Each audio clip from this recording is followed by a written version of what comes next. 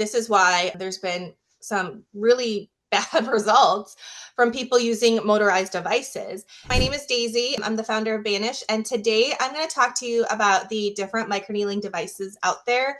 I think microneedling is amazing. It is, by far the thing that has changed my skin. But there's also a lot of fake information, fake news out there. And as somebody who has been doing this for 12 years, I want to make sure that y'all are getting the right information and always microneedling safely. So a little bit about my story. I've suffered with acne my entire life since I was 9 years old. I've had really, really deep cystic acne, and every single pimple I've ever gotten in my life has left a scar. I tried out so many different products, went on so many different harsh actives, and the more products I would put on my skin, the worse my acne became. So it became this really negative cycle of the harder I tried to fix it, the worse it got. And, I hid myself because I thought I was less worthy than everyone. People would call me gross, ugly, disgusting. They would tell me to put a paper bag over my face for prom. I would just wait in the bathroom stall until lunch was over because it was too scary to go out into the real world and to be accepted when people kept calling me all those really negative names. And also back then, Accutane wasn't really popular. It just started. So I never got the chance to go on Accutane or any of those drugs. And so when deciding to go into college, I wanted to be a dermatologist. So I studied pre-med at Duke University, and I took a bunch of the pre-med courses. And during my time there, I started a YouTube channel called Dazers89, and I would review skincare products in my dorm room. And I would talk about the ingredients of every single ingredient in the products. And I soon realized that a lot of the ingredients in skincare products were there to artificially increase the volume, make the product smell good, make the product feel good, but it didn't actually contribute to the efficacy of improving your skin, right? And as somebody who, suffers with a lot of skin issues, eczema, all of that, I realized that, oh, wow, maybe this stuff is causing me to break out and to have further cystic acne. So I actually started creating my own products. So this was during the time I was, studying and doing all those, labs and, reviewing products in my YouTube channel. And I noticed that my acne actually started to clear up. So random side note, but my 5-year-old daughter has really, really severe eczema because she lacks a certain protein in her skin barrier. And so she's on a monthly shot to help her skin. And this is why I believe that I was unable to use many of the traditional skincare products for acne. Everything kind of makes sense now, why nothing would work for me. So during this time in college, I made a video called Growing Up Ugly, and I shared my skin to the world. And I was just so tired of having to hide who I was. And I was in such despair as to why is my skin just never getting better? I've suffered with this my entire life. And that video went viral back then. It got over, 200,000 views within the first few months over 12 years ago. And so it kind of put me on the map for someone who has had this almost lifelong experience with trying to help my skin. So my acne started to clear away because I started making my own products without any of those other ingredients, other unnecessary ingredients. But I was actually left with a ton of scarring. So that was, that thing that I was not anticipating, because I thought, when I get rid of the acne, my life will be great. I don't have to hide. I can be accepted in society. It'll be amazing.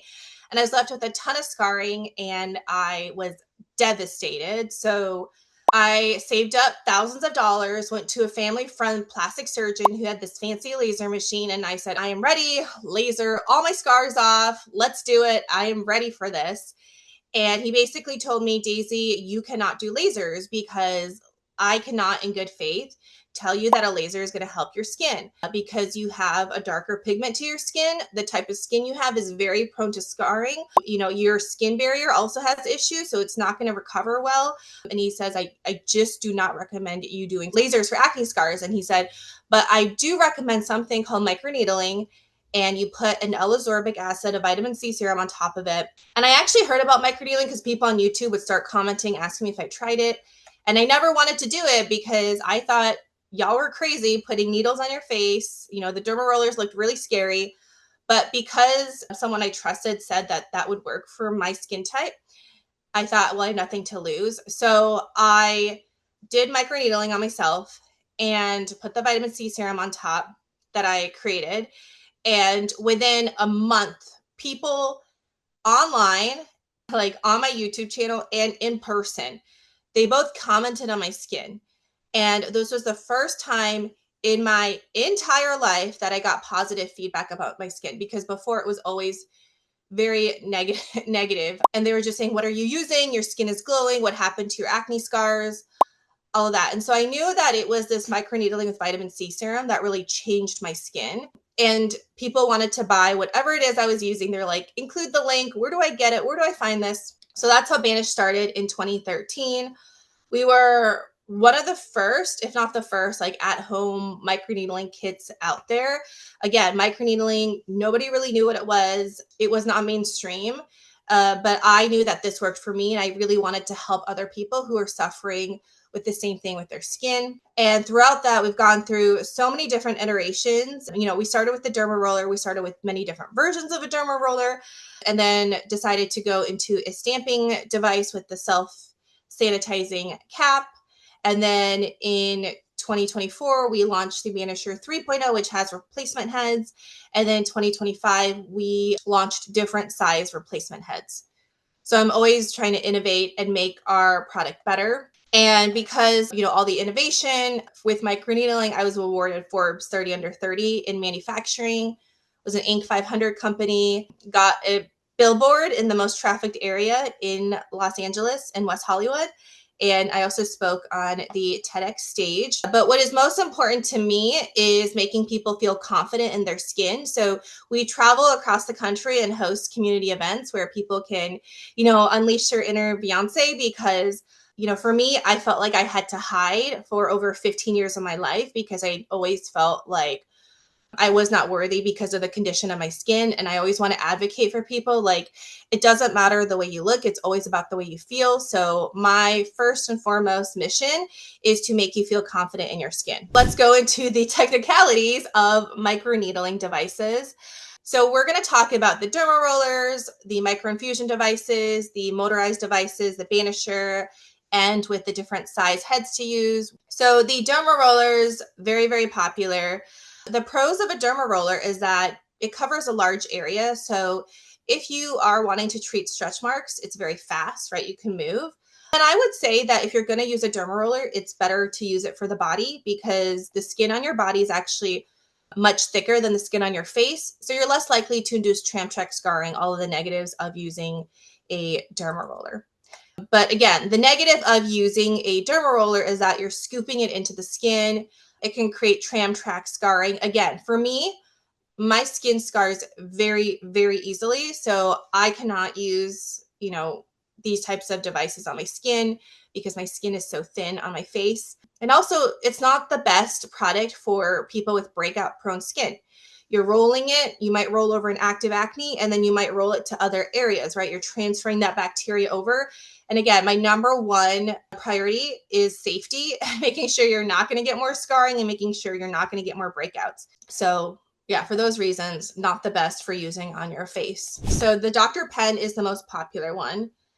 Now, a lot of people talk about the different microneedling devices, but what I actually think is very, very, very dangerous, even more dangerous than actual microneedling, is the numbing cream that is used in conjunction with microneedling. The FDA actually has sent out so many warning letters in the past year, and they warn consumers that certain numbing creams have very high lidocaine concentrations, and they're not safe when used before or during cosmetic procedures, because you're putting this numbing cream on, you're also putting saran wrap on, right? Like, your skin can't breathe, so it's being absorbed into the skin. And then if you're microneedling on top, like, it's going to travel into the body. Okay, it's going to be absorbed into the body, and it can lead to irregular heartbeat, seizures, and breathing problems. Okay, so not only is it like harmful for you internally, but also for your skin. You're not able to feel when you're using numbing cream. So you're not able to feel your skin tearing. You're not able to feel if the device is way too harsh on your skin or if it's like tearing your skin apart. It also constricts the blood flow and alters skin responses. So there's no feedback mechanism as to like, hey, stop. Like you don't know, right?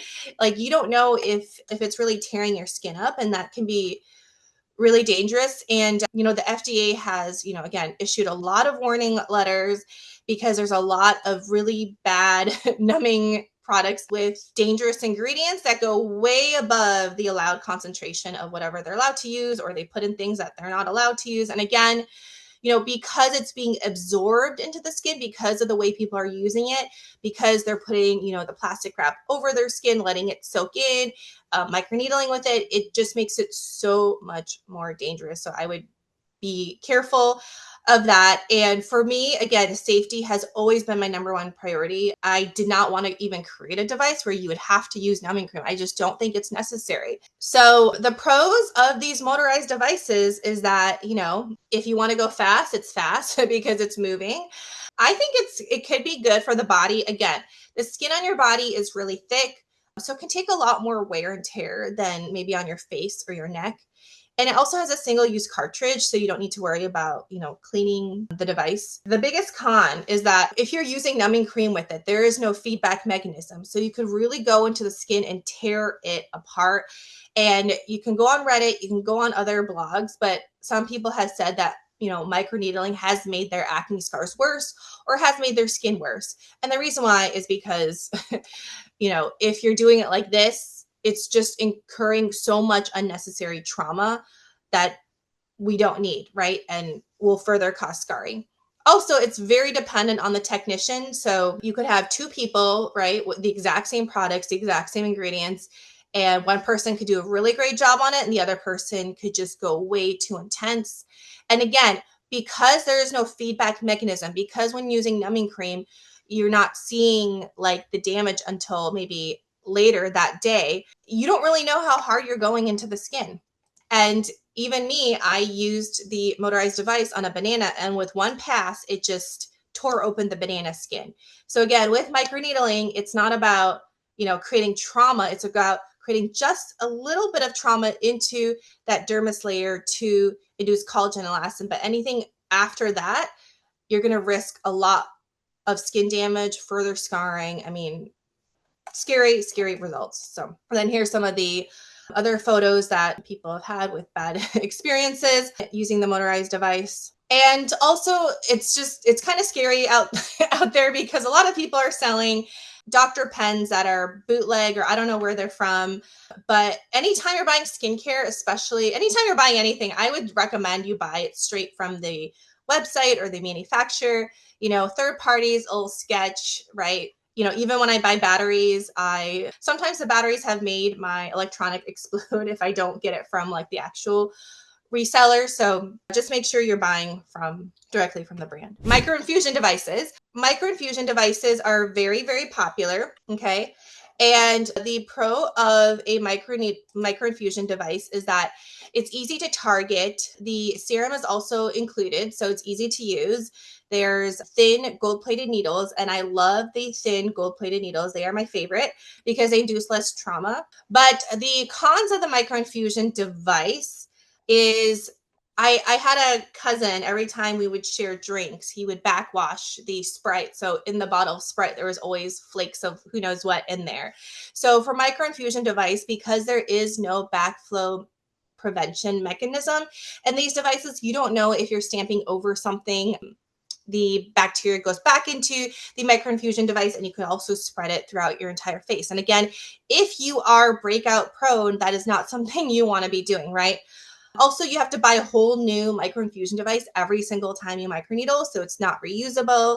You have to use a whole vial of serum, and it was actually very hard for me to get the serum out. So for those reasons, if you're acne prone, and also it takes a long time to stamp around the face because the device is much smaller. So let's go into, what I personally was looking for when creating a microneedling device and what my priority is. So for 12 years of manufacturing microneedling devices, safety has always, always, always been my number one priority. I want it to be foolproof. I want it to be like, there's really no way to go wrong with using the Banish products, right? So safety, safety, safety always. I want it easy to use, easy to clean. I want it to be reusable. I want the best high quality needles. I wanted the thinnest needles possible because as someone who scars very easily, I didn't want to create further scarring. And I actually have permanent scarring from using the motorized devices here because the needles are just way too thick and cause more damage. I wanted something that you could have replacement heads, and I wanted something where it would produce even pressure throughout all the needles without further, tearing open your skin. So gold-plated needles, if you're looking for a microneedling device, definitely go for gold-plated needles. They are much thinner. Okay, again, you just want to go into the skin, but you don't want to create further scarring. Gold is actually antimicrobial. Very few people are allergic to gold, but more people are allergic to like nickel, stainless steel, the other materials that other microneedling devices are made out of. There's also less drag. So gold, it kind of pierces into the skin much finer than the other metals. And you can see how fine the needles on the Banisher are. Again, I don't want to create more scarring on your skin. So it's very, very important that you're using a device with very thin needles. And then when designing the Banisher device, I had different size heads and I had different needles in each one. And I came up with 77 gold-plated needles. And that is because it is large enough to treat areas on the face. So you can really treat your entire face, but you can also target different areas. If you're acne prone, right, you want to stamp around that active acne. You definitely do not want to stamp on active acne, but you can always target like temples, under eyes, nasolabial folds, forehead, right? So I thought it was the perfect size for that.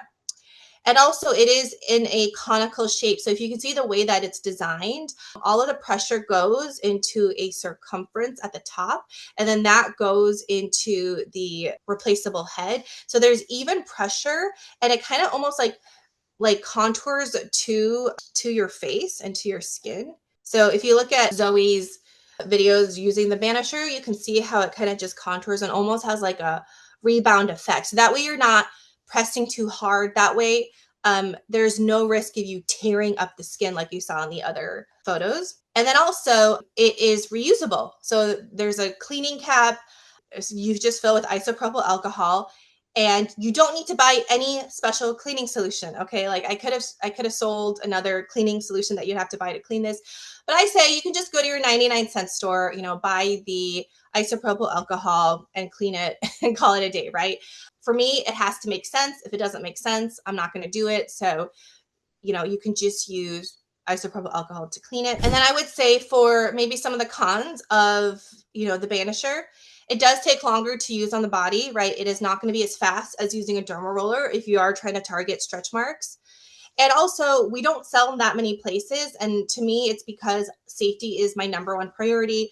I don't want people to sell bootleg products. If people know that the only place they can get it is on our website or on our authorized TikTok shop, then, there's no chance of like people faking the products or selling it in third parties, right? So it isn't as easily accessible. Like you can't get it at a retail store. The reason being is because our products are fresh. So it's really hard to, give so many units to a retail store and have them physically store for many, many months. Like the products wouldn't be as fresh, which is why we don't do retailers. So I'm going to talk a little bit about the different head sizes. In the Banisher, you get 2.5 millimeter heads, and 0.5 actually has been proven by many scientific studies and journal articles to be the most effective at collagen production. They actually noticed that at a 0.6 and a 0.5 depth into the skin, that's where most of the electrical cell stimulation happens, which means most of that collagen reproduction happens at that depth. So any further you go is actually not necessary. Okay. A lot of people think more trauma in the skin is better, and that is, to show people that more trauma is better, but it's not necessarily actually doing anything to your skin. We have a 1.0 millimeter head, and that is best to be used on the body or the scalp. So 1.0 We do not recommend using it on the face. You know, if you want to, if you have very deep acne scars and if you want to try it on the cheek area, you know, just be safe about it. But to be honest, you don't really need to go deeper than a 0.5 on the face. And then a 0.25 you can use on the neck, you can use it on your lips, and you can use it under the eyes. The skin under the eyes, on the lips, and the neck is also thinner than other areas on the face. So recommend using the 0.25 there. And this is kind of a diagram of how deep you should be microneedling.